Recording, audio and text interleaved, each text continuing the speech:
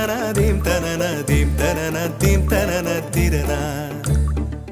நடந்தால் ஆறு எழுந்தால் அருவி நின்றால் கடலல்லோ சமைந்தால் குமரி மணந்தால் மனைவி பெற்றால் தாயல்லோ.